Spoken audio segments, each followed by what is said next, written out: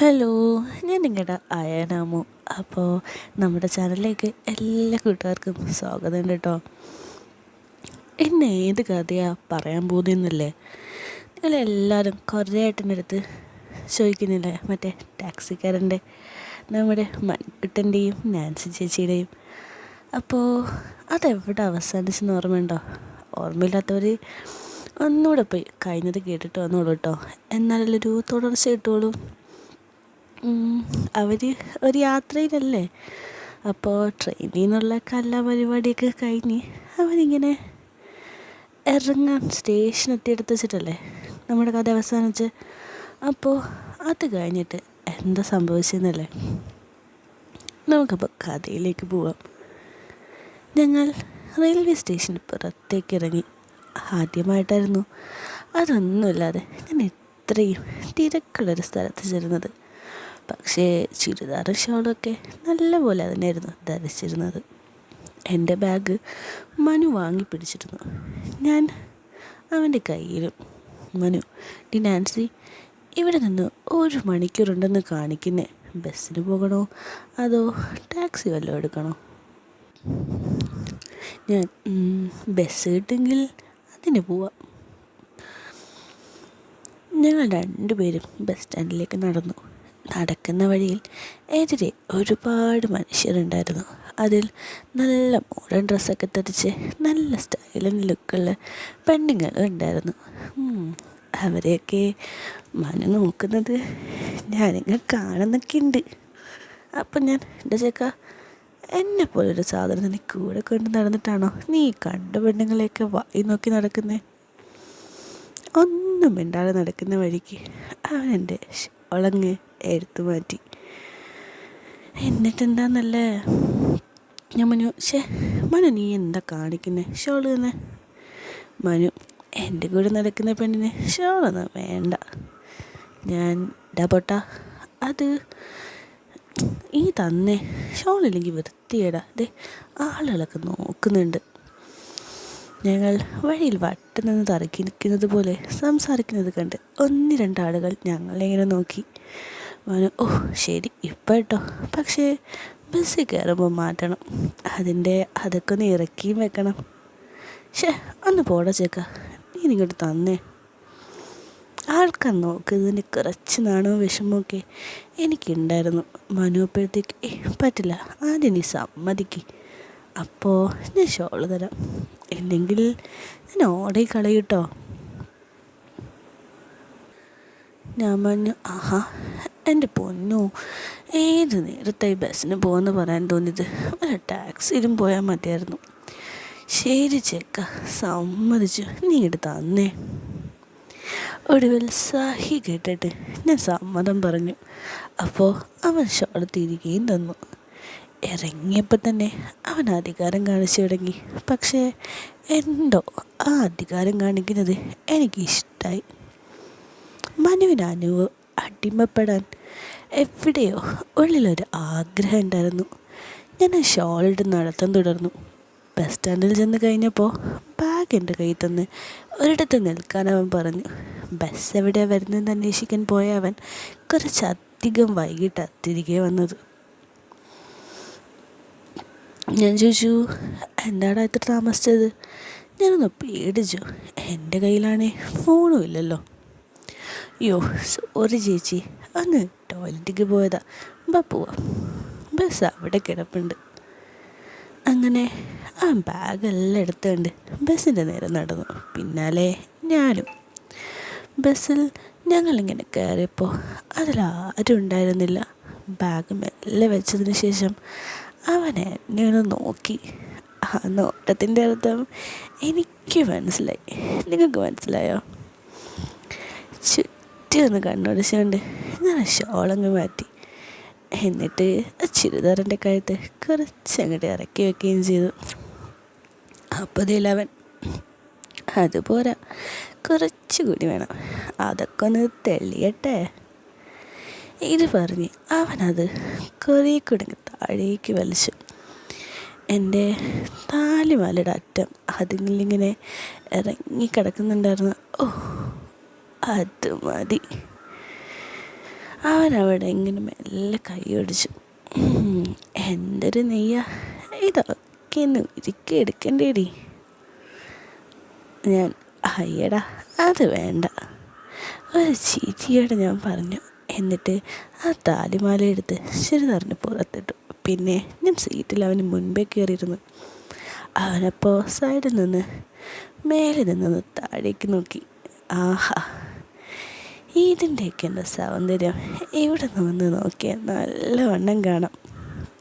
ബസ്സിൽ നിൽക്കുന്നവർക്ക് എൻ്റെ നന്നായി കാണാൻ പറ്റുമെന്ന് അവൻ ഉറപ്പ് വരുത്തിയതാ.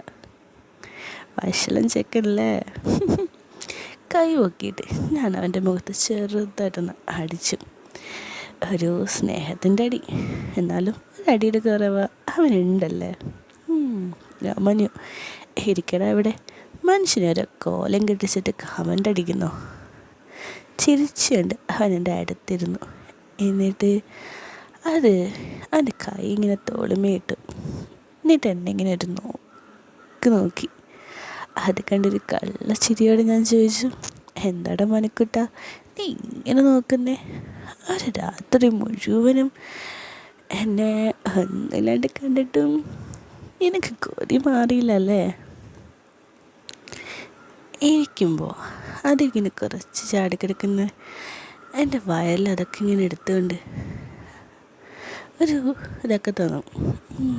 എവിടുന്ന് കൊതി വല്ലാണ്ട് കൂടി എന്നല്ലാണ്ട് കുറഞ്ഞിട്ടൊന്നുമില്ല.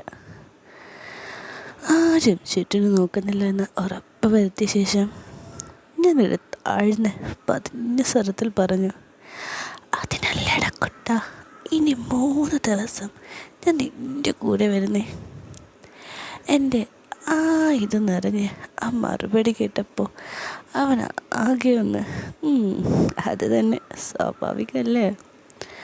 മനു, ഓ സത്യം പറ നാൻസി, നിനക്ക് കൊതി കൂടിയില്ലേ? അതിന് മറുപടി ഒന്നും പറയാതെ ഒരു കള്ളച്ചിരിയോടെ പുറത്തേക്ക് നോക്കി. ചെറിച്ചത് കേട്ടില്ലടി പെണ്ണെ, ഇതും പറഞ്ഞ് അവൻ അവിടെ നിന്ന് ഞെരടി. ഞാൻ വെറുതെ ഇരിക്കും മനു, ബസ്സിലല്ലേ, നിനക്കിപ്പോൾ എന്താ വേണ്ടേ? മനു ഞാൻ ചോദിച്ചതിൻ്റെ മറുപടി മുൻപിലേക്കും പിറക്കേക്കും നോക്കിക്കണ്ട് ഞാൻ പറഞ്ഞു, എനിക്കും നല്ലവണ്ണം കൂട്ടിയിട്ടുണ്ട്. അതുകൊണ്ടല്ലേ ഇപ്പോൾ കോഴിക്കോട് ധ്യാന കേന്ദ്രത്തിലിരിക്കട്ടെ ഞാൻ മംഗലാപുരത്ത് നിൻ്റെ കൂടെ ഈ ബസ്സിലിരിക്കുന്നത്. അപ്പോൾ പിന്നെ കൊതിയില്ലാണ്ടിരിക്കുമോ മോനെ? അവനെ അതുകൂടി കേട്ടപ്പോൾ വല്ലാണ്ട് അങ്ങോട്ട് ആവേശമായി. എങ്ങനെ ആവേശമില്ലാണ്ടിരിക്കില്ലേ മനു? 3 ദിവസം കൊണ്ട് നിൻ്റെ എല്ലാന്ന് വെച്ചാൽ എല്ലാം ഞാൻ മാറ്റി തരൂടി. ആ ബസ്സിന് ഗ്ലാസ് ആയിരുന്നു ജനലിൽ. അതിൽ തല വെച്ചുകൊണ്ട് ഞാൻ അവൻ്റെ നേരെ ഒന്ന് നോക്കി. എന്നിട്ട് കത്തുന്ന കണ്ണുമായി അവൻ്റെ കയ്യിലിങ്ങനെ പിടിച്ച്. എന്നിട്ട് ഞാൻ ചോദിച്ചു, ഉറപ്പാണോടാ?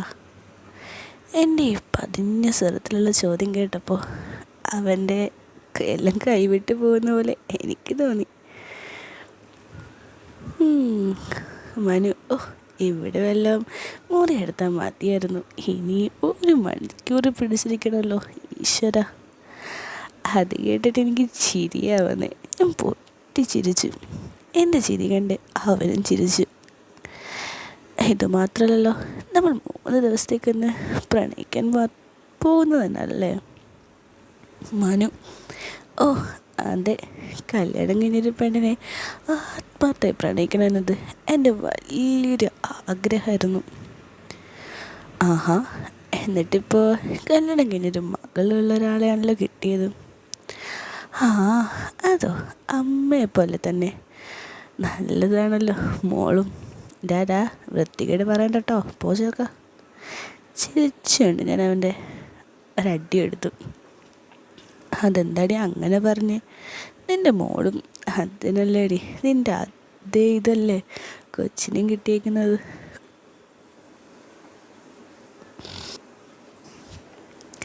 ഞാനൊരു കള്ളച്ചിരിയോടെ അവരെയൊന്ന് നോക്കി. എന്നിട്ട് ചിരിച്ചോണ്ട് തലയാട്ടി. ഒന്നും തിരിച്ചു പറഞ്ഞില്ല. മനു ഡേ ചോദിച്ചിട്ടിങ്ങനെ പറയാതിരുന്നാൽ ഞാൻ പേടിക്കും കേട്ടോ. ഇതും പറഞ്ഞ് അവിടെ വീണ്ടും ഒന്ന് ഇതാക്കി. ഈ ചെക്കൻ അവളും അതന്നെ സമ്മതിച്ചു പോരെ. എൻ്റെ അല്ലേ മോൾ. നാട്ടിലെ ചെക്കന്മാരൊക്കെ ഇപ്പോഴേ പിന്നാലെ നടപ്പുണ്ട്. മനു ചെക്കന്മാരുടെയൊക്കെ തന്തമാർ നിൻ്റെ പിന്നാലെ ആകുമല്ലോ നടക്കുന്നത്. പിന്നെ മുഴുവൻ ചെക്കന്മാരും മോളുടെ പിന്നാലെ ആവില്ലേ? കാരണം നിൻ്റെ പിന്നാലെ ആവും. ചിരിച്ചുകൊണ്ടവൻ തമാശയായി പറഞ്ഞു. ഞാനാണേ ഒരു ചെറു പുഞ്ചിരി പാസ്സാക്കി. നടക്കട്ടെ. പക്ഷേ അവൻ തുടർന്നു. ടീച്ചറെ മോളുടെ അതൊക്കെ എത്രയാടി?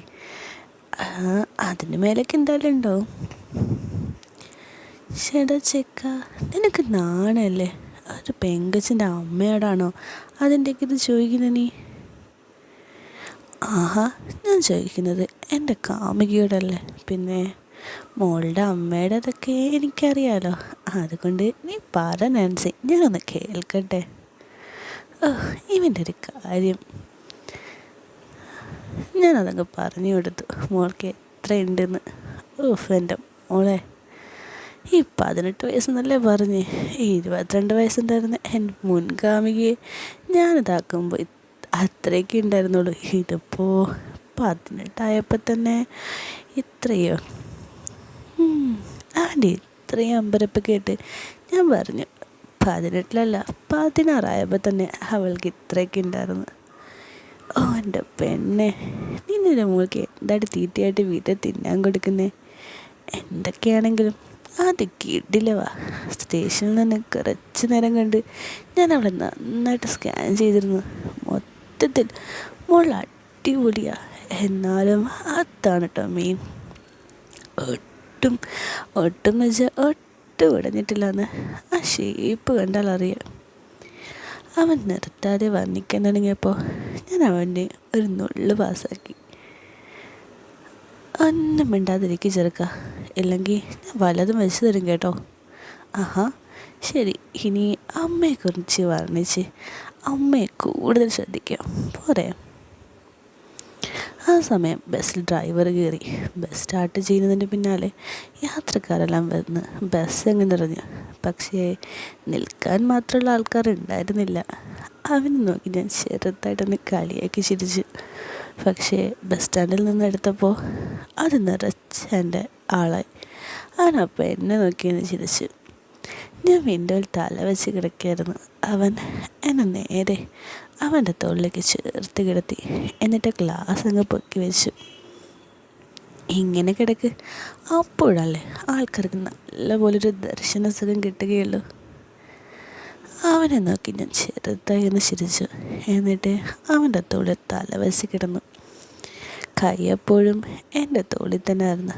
കുറച്ച് കഴിഞ്ഞപ്പോൾ അവൻ എൻ്റെ ചെവിയിൽ ചെറുതായിട്ട് പറഞ്ഞു, എന്താണെന്നറിയോ?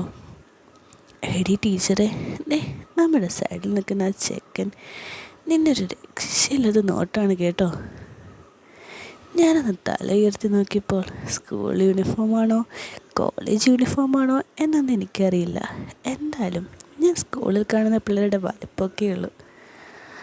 അവൻ്റെ കണ്ണ് എൻ്റെ അവിടെ തന്നെ ആയിരുന്നു.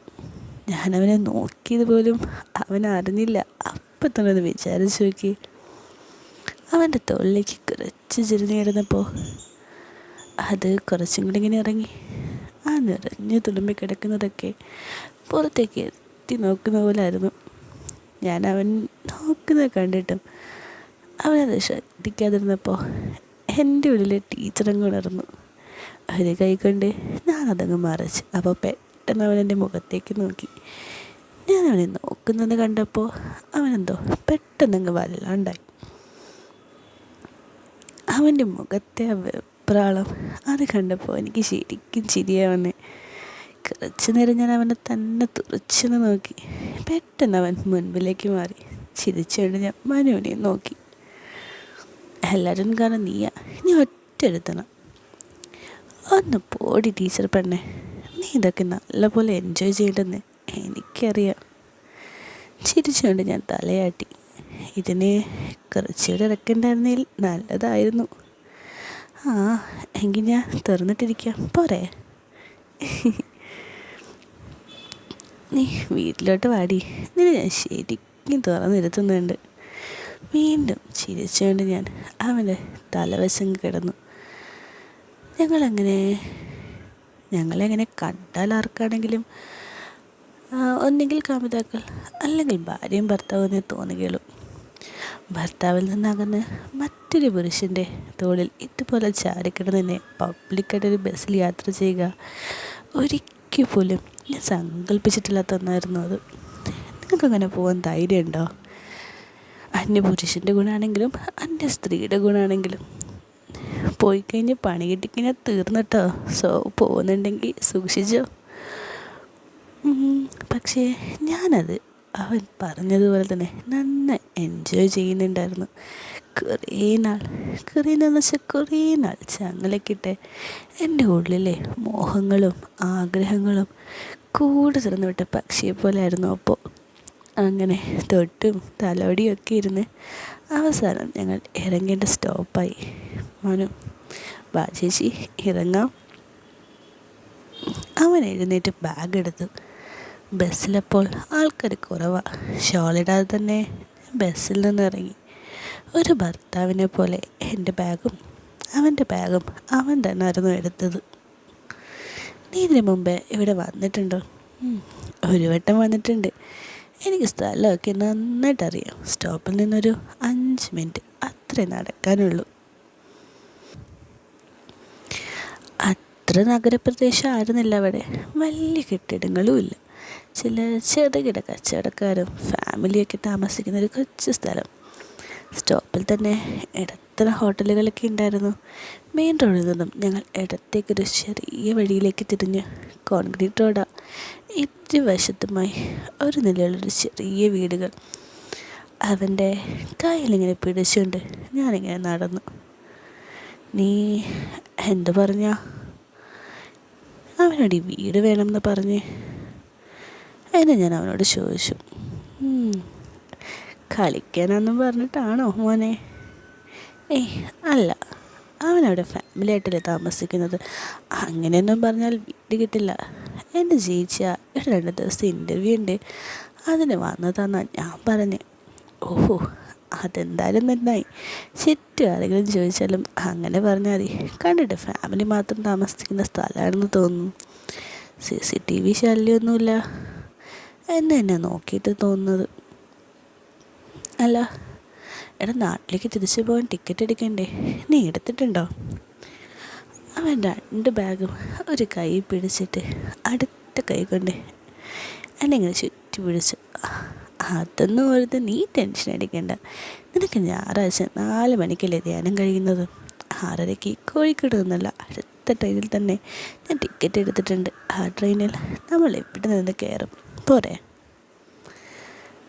ഞാനത് ചുറ്റും നോക്കി. ആരും ഉണ്ടായിരുന്നില്ല. പിന്നെ 3 ദിവസത്തേക്ക് ഞാനത് തീരെഴുതി കൊടുത്തിരിക്കുന്നത് കൊണ്ട് ഞാൻ ഒന്നും മിണ്ടാതെ അവൻ പറയുന്നതും കേട്ട് നിന്നു. ഇവിടെ നിന്ന് ഉച്ചയ്ക്ക് 2:30 ട്രെയിൻ. പിന്നെ ഫസ്റ്റ് AC ടിക്കറ്റ് അതിനില്ല, സെക്കൻഡ് AC ടിക്കറ്റ് എടുത്തിട്ടുണ്ട്. പോരെ എന്നവൻ ചോദിച്ചു. ഞാൻ ചിരിച്ചുകൊണ്ട് പറഞ്ഞു, അതെന്തായാലും നന്നായി. തിരിച്ച് നാട്ടിലേക്ക് തുണിയെടുത്തോണ്ട് ട്രെയിനിൽ പോവാമല്ലോ. അല്ലാതെ ഇങ്ങോട്ട് വന്ന പോലെ പിറന്ന വഴി ആവില്ല. അവനെ ഒന്ന് പിച്ചി. ആര് പറഞ്ഞു ഇല്ലെന്ന്? 3 ദിവസം കണ്ട് നിന്നെ ഞാൻ ആകെ മാറ്റിയെടുക്കും മോളെ. അത് കഴിഞ്ഞ് വേണ്ടി വന്ന നീ എൻ്റെ കൂടെ ലോക്കൽ കമ്പാർട്ട്മെൻറ്റിൽ തന്നെ അതുപടി വരെ യാത്ര ചെയ്യും. നമുക്കൊന്ന് കാണാം. അവൻ്റെ മുഖത്തിന് ഞാനൊരു കുത്തി വെച്ച് കൊടുത്തു. എന്നിട്ട് ഞാൻ നടത്തം തുടർന്നു. അല്പസമയം കഴിഞ്ഞപ്പോൾ ഞങ്ങളൊരു പഴയ തമിഴ് വീടിൻ്റെ ഗേറ്റിന് മുൻപിൽ ചെന്ന് നിന്നു. ഇതാണ് കേട്ടോ വീട്. നല്ലൊരു പഴയ വീടാണ്. മുൻപിലായി ചെറിയൊരു തിണ്ണയിൽ നിന്ന് ഉയരുന്ന തൂണും ആ തൂണിലേക്ക് ഇറങ്ങി നിൽക്കുന്ന ഓടിട്ട മേൽക്കൂരയും. കോൺക്രീറ്റ് വഴിയിൽ നിന്ന് ഒരു 15 അടി മുറ്റത്തെ ഒരു ചെടിച്ചട്ടിയിൽ നിന്ന് മനു വീടിൻ്റെ താക്കോലെടുത്തു. മുറ്റത്ത് നിന്ന് പടി കയറിയാൽ തിന്നയായി. അവൻ വാതിൽ തുറന്നു. മനു പറഞ്ഞു, വലതുകാല് വെച്ച് കയറിക്കൊള്ളു. ഇവിടുത്തെ പഴയ കൗണ്ടറുടെ വീടാ. ഇനി നാൻസി ടീച്ചർക്ക് അടുത്ത് 3 ദിവസം ഇവിടെ കിടന്നങ്ങ് വിളയാടാനുള്ള പുണ്യപ്പെട്ടൊരു സ്ഥലം. ഞാൻ അവനെ നോക്കിയൊരു ചെറിയ കുസൃത ചിരിയോടെ വലത് കാലെടുത്ത് വെച്ച് തന്നെ അകത്തേക്കങ്ങ് കയറി. അകത്ത് തറയിലെല്ലാം ടൈൽസ് വിരിച്ചിട്ടുണ്ടായിരുന്നു. കൂടാതെ ആ വീടിന് ചതുരത്തിലുള്ളൊരു നടുമുറ്റവും ഉണ്ടായിരുന്നു. ആ നടുമുറ്റത്തും പുറത്ത് മുറ്റത്തിട്ടതുപോലെ കല്ല് പാകിയതാ. നല്ല വൃത്തിയും ശാന്തവുമായ സ്ഥലം. മഴ പെയ്യുമ്പോൾ അതിങ്ങനെ നനയുമെന്നുള്ളതിനാൽ വെള്ളം ഒഴുക്കി പോകാനുള്ള ക്രമീകരണങ്ങളും ചെയ്തിട്ടുള്ളതൊരു വീട് തന്നെയാണ്. ചതുരാകൃതിയിൽ തന്നെയായിരുന്നു. അങ്ങനത്തെ ഒരു സെറ്റപ്പ് നൈസായിരിക്കില്ലേ? പ്രകൃതി രമണിയായിട്ട് ശാന്തമായിട്ട്. പിൻവശത്തെ വലത്തേ ഇതിലാട്ടോ അടുക്കള. ഇടതുവശത്ത് 2 ഇതിലായിട്ട് ബെഡ്റൂമുണ്ട്. അതിലൊന്ന് പൂട്ടിയിരിക്കുകയായിരിക്കും. അവരുടെ മുറിയാ അടുത്താ. ഇനി നമ്മുടേത്. അടുക്കളയുടെ മുൻപിലെ വലതുവശത്ത് തന്നെ ഡൈനിങ് ടേബിളും. നീ പോയി വീടൊക്കെ ഒന്ന് കണ്ടോ, ഞാൻ ഈ ബാഗൊക്കെ ഒന്ന് റൂമിൽ കൊണ്ട് വെക്കാം. വാതിൽക്ക് നിന്നുകൊണ്ട് അവനെല്ലാം കാണിച്ചു തന്നു. എന്നിട്ട് ബാഗുകളുമായി മുറിയിലേക്ക് പോയി. 2 റൂമുകളുടെയും ഇടയിലാണ് ഹാളുള്ളത്. അവിടെ ടിവിയും 2 സോഫയൊക്കെ ഉണ്ട്. വേറെ വാതിലുകളും ജനലുകളൊക്കെ ഉണ്ടായിരുന്നു. പക്ഷേ അതൊക്കെ അടഞ്ഞു കിടപ്പാണ്. ഞാൻ അടുക്കളയിലേക്ക് നടന്നു. അത്യാവശ്യം വലിപ്പമുള്ള അടുക്കളയായിരുന്നു. ഗ്യാസ് അടുപ്പും വിറകടുപ്പും പൈപ്പ് കണക്ഷനുമായി ഫ്രിഡ്ജ്, അങ്ങനെ എല്ലാ സൗകര്യങ്ങളും ഉണ്ട്. അടുക്കള വാതിൽ തുറന്ന് ഞാൻ പുറത്തേക്കൊന്നിറങ്ങി. പുറകുവശത്ത് ഒരു പഴയ കിണറുണ്ട്. അതിൻ്റെ വശമൊക്കെ കല്ലുകൊണ്ടൊക്കെ കെട്ടിപ്പൊക്കിയിരിക്കുന്നത്. കപ്പിയും കയറും തൊട്ടിയും എല്ലാം ഉണ്ട്. സ്വസ്ഥമായിട്ട് നിന്ന് വെള്ളം കോരാൻ കല്ല് കൊണ്ട് തന്നെ ഒരു പ്ലാറ്റ്ഫോം പോലെ താഴെ കെട്ടിയിട്ടുണ്ട്. അതിനോട് ചേർന്ന് തന്നെ ഒരു അലക്കുകല്ലും. അലക്കല്ലെന്ന് പറയുമ്പോൾ അത്യാവശ്യം പൊക്കത്തിൽ സിമെൻറ്റ് കെട്ടി തേച്ചെടുത്ത് നല്ലൊരു മേശ. അതുപോലെ ചുറ്റുപാടും വേറെ 2 നില കെട്ടിടങ്ങളൊന്നുമില്ല. തൊട്ടടുത്ത വീടുകൾ പൂട്ടിക്കിടക്കുന്ന അവസ്ഥയിലാണ്. പുറകു വശത്തെ മുറ്റത്ത് മണ്ണ മുഴുവനും. കിണർ ഒരു വശത്താണ്. മറുവശത്തായി ഒരു മാവും 1-2 വാഴയൊക്കെ ഉണ്ട്. കിണറിൻ്റെ അവിടെ നിന്നൊരു 20 അടി മാറിയ പിന്നെ മതിൽ കെട്ട. പട്ടിയും ഒന്നും ചാടി കയറാതിരിക്കാൻ വേണ്ടി അത്യാവശ്യം അധികം പൊക്കത്തിലാണ് പിൻവശത്തെ മതിൽ കെട്ടിയിരിക്കുന്നത്. മതിൽ കഴിഞ്ഞുള്ള സ്ഥലം വയലും പ്രദേശമൊക്കെ അതോ കൃഷിയിടമാണോ എന്ന് കണ്ടിട്ട് എനിക്ക് മനസ്സിലായില്ല. ഞാൻ ആ കിണറ്റിൻകരയിൽ നിന്നൊന്ന് ചുറ്റും നോക്കി. രാത്രി ഒന്ന് അലറിക്കരഞ്ഞാൽ പോലും ആരും കേൾക്കില്ല. കൊള്ളാം, നല്ല സ്ഥലം. ഞാൻ മനസ്സിലിങ്ങനെ ഓർത്തു. അപ്പോൾ മനു, നാൻസി അകത്തേക്ക് വാ നീ. മനു ബെഡ്റൂമിൽ നിന്നും ഉറക്കെ വിളിച്ചു. ഞാൻ കയറി ചെന്നു. അടുത്ത വീട്ടിലൊന്നും ആരും ഇല്ലല്ലോടാ. ഇത് ചോദിച്ചിട്ടുണ്ടായിരുന്നു ഞാൻ ബെഡ്റൂമിലേക്ക് കയറിയത്. നല്ല വലിപ്പമുള്ള മുറിയായിരുന്നു. ഒരു ഡബിൾ ബെഡ് കട്ടിലും മേശയും കസേരയും അലമാരയും അങ്ങനെ എല്ലാം ഉണ്ടായിരുന്നു. മനു പുതിയ ബെഡ്ഷീറ്റൊക്കെ എടുത്ത് വിരിച്ച് കട്ടിൽ റെഡിയാക്കിയിരുന്നു. പക്ഷേ അപ്പോഴാണ് ഞാനൊരു കാര്യം ശ്രദ്ധിച്ചത്. ആ കട്ടിലിൻ്റെ 4 മൂലയ്ക്കും കട്ടിലിൻ്റെ പടി പൊങ്ങി നിൽപ്പുണ്ടായിരുന്നു. അതിൽ 4ലും ഒരു പഴം നീളമില്ലാതെ ചുവന്ന കയർ കെട്ടിയിട്ടുണ്ടായിരുന്നു. ഒന്നും അറിയാതെ ഒരു ചെറിയ അമ്പരപ്പോടെ ഞാൻ അവനെ ഒന്ന് നോക്കി. മനു പറഞ്ഞു, പേടിക്കണ്ട, ചുറ്റുള്ള വീടുകൾ ഒന്നും ആരുമില്ല. അവൻ അടുത്ത് വന്ന് 2 കൈയും തോളും വെച്ചുകൊണ്ട് പറഞ്ഞു, ഇതെന്താടാ ഇവിടെ കയറൊക്കെ? കട്ടിൽ ചൂണ്ടിക്കൊണ്ട് ഞാനൊന്ന് ചോദിച്ചു. അവനെന്നെ തിരിച്ചു നിർത്തിക്കൊണ്ട്, ആ ചുരിദാറിൻ്റെ ഇതൊക്കെ ഒന്നത് മാറ്റിയിട്ടോ. എന്നിട്ട് പറഞ്ഞു, നാൻസി, ഈ 3 ദിവസം നീ എൻ്റേതാ, എൻ്റേത് മാത്രം. നിനക്ക് ദോഷം വരുന്നതൊന്നും ഞാൻ ചെയ്യില്ല. ഒരു പോറൽ പോലും ഏൽക്കാതെ നിന്നെ ഞാൻ തിരിച്ച് വീട്ടിലെത്തിക്കുകയും ചെയ്യും. കാരണം എനിക്ക് നിന്നെ അത്രയ്ക്കിഷ്ടമാണ്. ഇനിയും എനിക്ക് നിന്നെ വേണമല്ലോ. നിൻ്റെ ഉള്ളിലെ ആഗ്രഹങ്ങളും മോഹങ്ങളും ഒക്കെ എനിക്ക് നന്നായിട്ടറിയാം. ഇത് അതിന് വേണ്ടിയിട്ടുള്ളതാണ് എന്ന് പറഞ്ഞിട്ട് അവൻ അതൊക്കെ ഇങ്ങനെ മാറ്റി അവിടേക്ക് ഇങ്ങനെ തൊട്ടു. ഡാ, ഒരുപാടൊന്നും വേണ്ട കേട്ടോ, എനിക്ക് ഇഷ്ടമല്ല,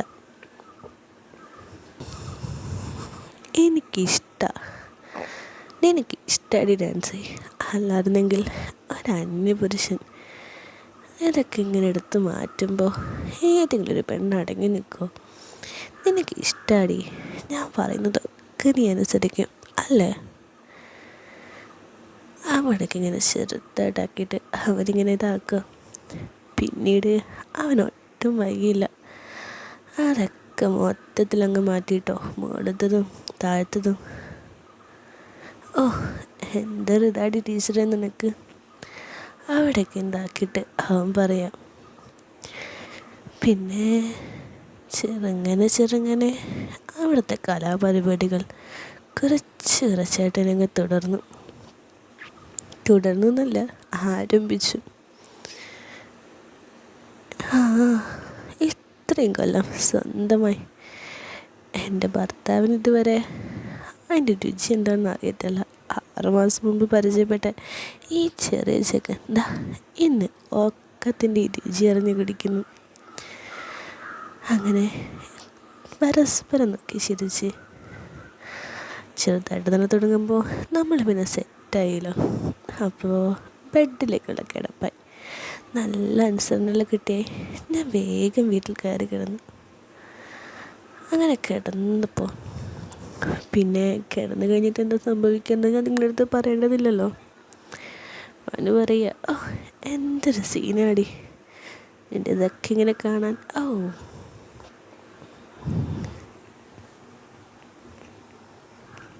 അവൻ എന്തോ ഒരു തത്രപ്പാടിലെന്ന് മനസ്സിലാക്കി ഞാൻ.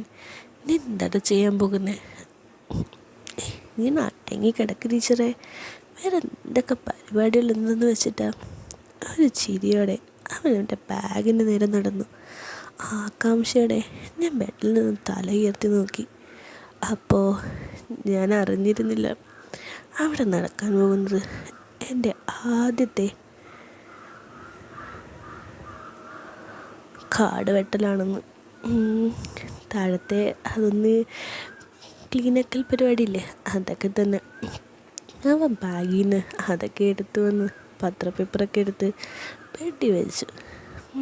നീ എൻ്റെ പെണ്ണാകുമ്പോൾ എൻ്റെ ഇഷ്ടത്തിന് വേണം നടക്കാൻ. ഈ ബെഡ്ഷീറ്റ് ഇവിടുത്തെയാണോ? അല്ല, ഞാൻ വാങ്ങിയതാ എൻ്റെ നാൻസി ടീച്ചർക്ക് വേണ്ടി. നാൻസി ടീച്ചറുടെ അതൊക്കെ ഇന്ന് ചൂടാവട്ടെ. എന്നിട്ട് അതൊക്കെ ഒന്ന് സെറ്റാക്കി വെച്ചിട്ട് ഒരു 39 വർഷത്തിൽ ആദ്യമായിട്ടോ അവിടെ നിന്ന് വെട്ടി തെളിക്കാൻ പോകുന്നത്. അതും ചെയ്തു തരുന്നതാവട്ടെ 24 വയസ്സ് മാത്രം പ്രായമുള്ളൊരു ചുള്ളൻ ചെക്കൻ. പിന്നെ അത് തന്നെ ഒരു ഇതാണല്ലോ. അപ്പോൾ കൈയും കാലൊക്കെ ഞാനിങ്ങനെ അനക്കില്ല സ്വാഭാവികമായിട്ട്. മനപ്പം കെട്ടിയിട്ടതിൻ്റെ കാരണം മനസ്സിലായോ ടീച്ചറെ? ടീച്ചർ കിടന്നതാക്കും എനിക്കറിയാലോ. അവൻ പറഞ്ഞത് സത്യമായിരുന്നു. ഇതിൻ്റെ സുഖവും വേറെ തന്നെയാണ്. ഞാൻ നല്ലപോലെ കണ്ണടച്ചും കിടന്നു കൊടുത്തു. അവനാളെ നല്ലവണ്ണം വെട്ടിത്തിളയ്ക്കുന്നുണ്ട്. മനു, എന്ത് ടീച്ചറെ ഇതൊക്കെ എന്ത്? ഇനി നീ അറിയാൻ കിടക്കുന്നില്ലുള്ളൂ.